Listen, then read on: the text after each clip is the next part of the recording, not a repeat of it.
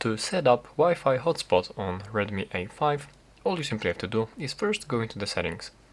From here go for the network and internet, and hotspot and tethering.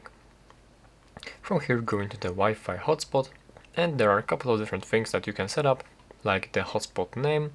You can change the security type of your hotspot, you can change the password, which is the most important thing, and right here there are a couple of additional settings like the automatically turn off hotspot, speed and compatibility, the frequency of your hotspot, and there are some more different stuff to set up.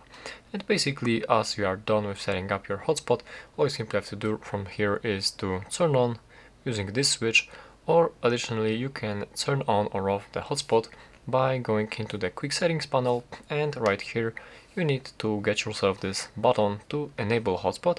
So, it is available right here, as you can see, but in case it is not available, you cannot find it, so you will have to press this pencil icon to edit these quick settings and add hotspot from these additional tiles that are available right here. And that will be it. From here you can turn it off, turn it on, just like this.